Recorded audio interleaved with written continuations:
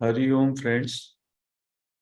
आज के सत्संग में हम चर्चा करेंगे अहम इदम, मैं ये हूं।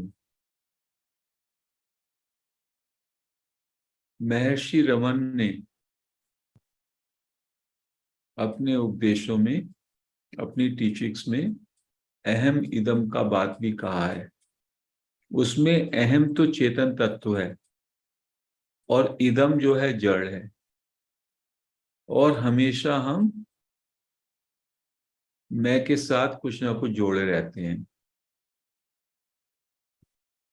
जैसे कि मैं हूं में हम कहते हैं है तो चेतन है और मैं जड़ है। यहाँ इसको दूसरी दृष्टि से देखिए। कहते हैं मैं तत्व तो वास्तव में चेतन ही है।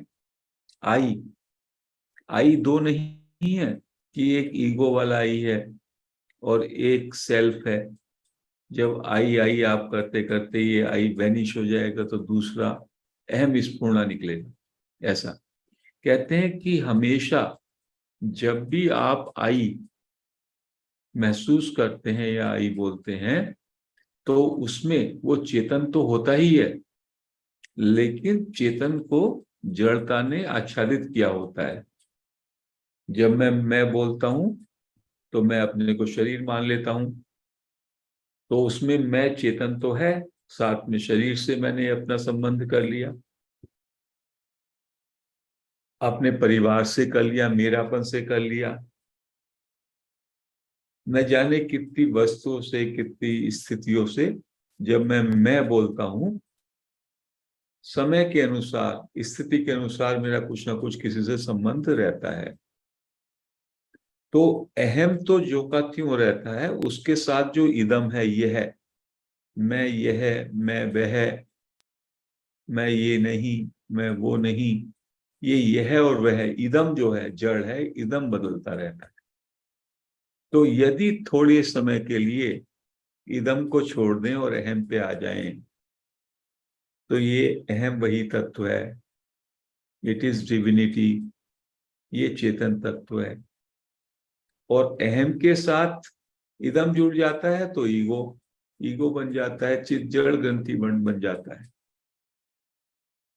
तो जब महर्षि हुएम आई की बात करते हैं तब भी इस आई पे लौटने की बात करते हैं, क्योंकि हुएम आई से केवल आप आई पे लौट आते हैं, आई के साथ सारे जुड़ाव खत्म हो जाते हैं और फिर आई पर अटेंशन देते हैं और देखने की कोशिश करते हैं ये आई कहां से है। तो your total attention gets into your self only, into I. वही स्थिति यदि आप आई में ठहर जाएं तो हो जाती है। तो महर्षि ने कई जगह कहा इस बात को, कुछ मास्टर्स ने निकाला कि आई का कोई रिप्लेसमेंट नहीं है, कि कोई आई अभी है और कोई आई बाद में होगा। केवल जो है हमारी सारी की सारी अटेंशन, यदि आई दो तरीके से होता है, एक आई है सब्जेक्ट आई और एक है ऑब्जेक्ट आई। आई में सब्जेक्ट तो हमेशा रहता ही है, लेकिन ऑब्जेक्ट जो है आई के साथ जो जुड़ा हुआ होता है वो जड़ है। वो जड़ जो है, जड़ के कारण हमें प्योर आई, प्योर चेतन तत्व पूरी तरह से उस बोध में नहीं रहते हम। अन्यथा आई जब भी हम बोलते हैं तो उसमें चेतन तो है ही, लेकिन मिक्स है। चेतन कैसे?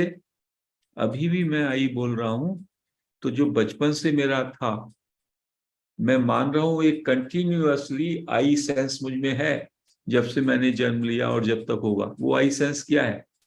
वो चेतन तत्व है जो का त्यों है, लेकिन साथ में जड़ चीजें उससे जुड़ी हुई हैं। मेरा शरीर, मेरा बाल्यकाल, शैशव काल, बड़ा हुआ, अभी और बड़ा हुआ, मेरे विचार, इतनी सारी चीजें मैं में जुड़ी हुई हैं।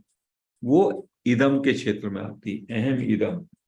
तो यदि हम अहम का जो तत्व है, वो सब्जेक्ट जो कि जानने वाला है, नोइंग करेक्टर है, केवल उसी को अटेंशन में ले आए और जिसको वो जान रहा है, जिन ऑब्जेक्ट को, उनको थोड़ा एक्सक्लूड कर दें, तो क्या होगा, हम जो है अवेयरनेस पे आ जाएंगे, प्योर अवेयरनेस पे।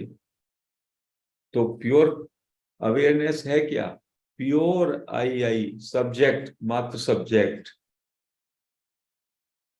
तो कहते हैं पहले अहम इदम से अहम पर आप अपनी अटेंशन लाएं, जड़ को निकाल दें वहां से, and you B consciousness only, केवल आप चेतन तत्व पे रहें। और फिर धीमे धीमे जब आप इस बात में अच्छी तरह से, चेतन तत्व से अच्छी तरह जुड़ जाएंगे, तो उसके बाद जो ये जड़ उससे जुड़ा हुआ है, ये जुड़ा भी रहेगा, तो आपको पता चलेगा ये तो उसका पार्ट ही है। जड़ is not apart from consciousness, ऐसा पता चलेगा। तो क्या कहते हैं, know the subject first and then question about the object.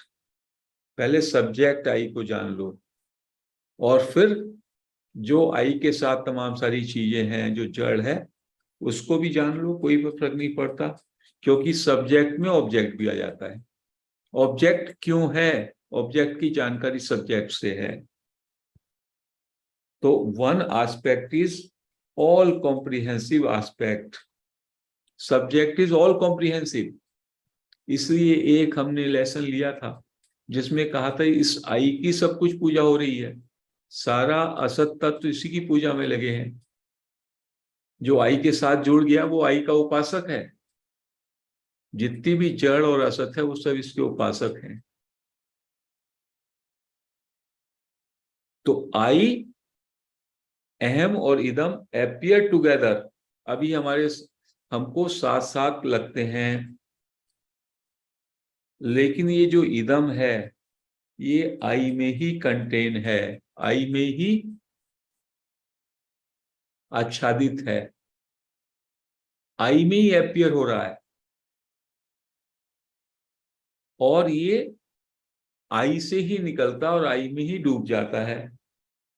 आई ही केवल एक ट्रुथ है। तो ट्रू आई को आप पहचाने। ट्रू आई को कैसे पहचानेंगे? आई में विश्राम करते रहें, आई की जांच करते रहें, बाकी सब चीजें जो हैं उनको अभी एक्सक्लूड करते रहें। जब आई में पूरी तरीके से आप इस्टेब्लिश हो जाएंगे, तो आपको प्योर आई पूरी तरीके से, नोइंग करेक्टर पूरी तरीके से उसका बोध हो जाएगा। जब किसी चीज का बोध हो जाता है, देन कहते हैं आत्मनिष्ठ हो गए आप। इसको ऐसे भी कहा कि जैसे किसी लड़की का विवाह हो जाता है लड़के से, पति से, वो पति को निष्ठ हो जाती है, फिर कितने और भी लड़के दिखाई दें, क्या फर्क पड़ता है। तो ऐसे ही हम यदि अपने स्वरूप में निष्ठ हो गए, आई से निष्ठ हो गए, तो एकदम आते जाते रहेंगे, आते जाते रहेंगे, खेल चलता रहेगा, उनसे हमारा कोई जुड़ाव नहीं होगा। तो जो बात दूसरी तरीके से महर्षि ने कहीं पे कही है कि आई की खोज करो, आई की जांच करो, और ये ईगो वाला आई विल वैनिश, और फिर अहम स्फूर्णा सोर्स से जागेगी। उसका दूसरा तरीका ये है कि आई में हमेशा चेतन तत्व रहता ही है, आई में सतत्व रहता ही है। जब भी आप आई बोलते हैं, इवन ईगो में, ego is also a blend, I भी उसमें चेतन भी है और जड़ भी है, इसलिए वो एक ग्रंथि लगती है।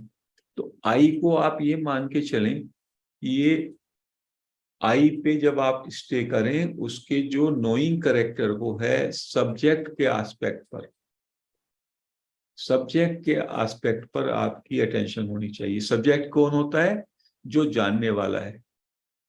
ऑब्जेक्ट क्या है? जिसको जान रहा है। तो ऑब्जेक्ट को एक्सक्लूड करें और आई में स्थिर होते हुए सब्जेक्ट जाने उसको। That is the source of consciousness, entire awareness. और जिसके अवेयर हो रहे हैं उससे जो चिपकन है आपकी वो कम होएगी। और जब वो बिल्कुल चिपकन कम होएगी और आप exclusively you will get established into I, that is the realization. तो आई को कंटिन्यूअसली चाहे तो जप करते रहें, चाहे आई में रमन करते रहें, अनब्रोकन अटेंशन आपकी आई पे आ जाए तो क्या होगा? You will become the I, and that I is the realisation, that I is the real I, that is the real subject, because of that I, उसके बिना, without that nothing is there. जितनी भी चीजें चिपकी हुई हैं, इदम has no existence apart from I, इदम exist only when I is there. जब मैं नोअर हूं, जब मैं सब्जेक्ट हूं, सब्जेक्ट के कारण ही ऑब्जेक्ट है, object is dependent upon subject, तो know the subject, know the knower, that's all. तो आई में आप जो है आई प्रिंसिपल पर अपना पूरा अटेंशन रखें और धीमे धीमे आपको ये ज्ञान हो जाएगा, दिस आई इज नॉट जड़। आई में हमेशा चेतन तत्व रहता है, लेकिन चेतन के साथ जड़ता से जुड़ाव रहता है, इसलिए उसको अहम वृत्ति या ईगो कह देते हैं। आप आई पे स्टे करके, आई पर स्टेब्लिश होकर के केवल उसके शाइनिंग कैरेक्टर को, उसके नोइंग कैरेक्टर को, उसके सब्जेक्ट एस्पेक्ट पर अटेंशन लाएं।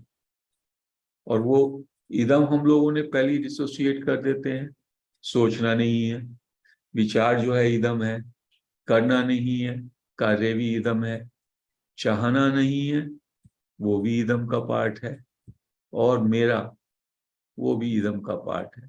तो इदम को हटा दो, अहम पे अपना अटेंशन लाओ, अहम पे फोकस करो। धीमे धीमे अहम पर स्थिर होते हुए आई का पूरे तरीके से आई पे अटेंशन लाते लाते I will reveal in its purity. अभी आई जो है reveals itself sometimes in pure and sometimes in pure form also. कभी कभी मैं का भाव मुझे वही लगता है जो थ्रू आउट मेरे पूरे जीवन में रहता है, दैट इज ए प्योर चेतन तत्व। और कभी कभी मैं अपने विचारों को, अपने शरीर को, अपनी पर्सनैलिटी को मैं मान लेता हूं, तो वो इम्प्योर हो जाता है, फिर वो असत से आ जाता है, उसमें ईदम चिपक जाता है। तो try to bring your attention to the knowing character, the subject, और आई में ही रमन करें, आई को ही जाने, आई से, आई कहाँ से उठ रहा है उसको पहचानने की चेष्टा करें। तो इससे क्या होगा, धीमे धीमे आप इदम से, I am this, I am that, this that से आप जो है अपने को सेपरेट कर लेंगे और आई में विश्राम करेंगे। जैसे जैसे आई में आप कन्फाइन करेंगे, आपको प्योर आई का भान हो जाएगा, प्योर आई का बोध हो जाएगा, जो कि इदम से पूरी तरह भिन्न है। और फिर धीमे धीमे जो इदम आपके स्मृति में आएगा भी, इदम इससे जुड़ेगा, तो आप यू कैन डिस्टिंग्विश दिस इदम, ये इदम जो है आई से अराइज हो रहा है और आई में ही विलीन हो रहा है। जैसे सागर में लहरें उठती हैं और लहरें सागर में विलीन हो जाती हैं।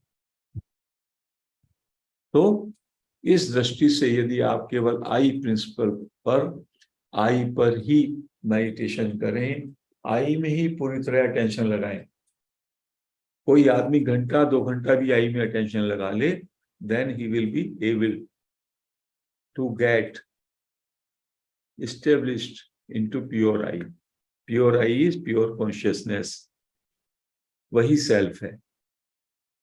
This is a very easy and direct method told by महर्षि, और जिस तरीके से हमने आज प्रेजेंट किया, इससे ये और भी सरल हो जाता है।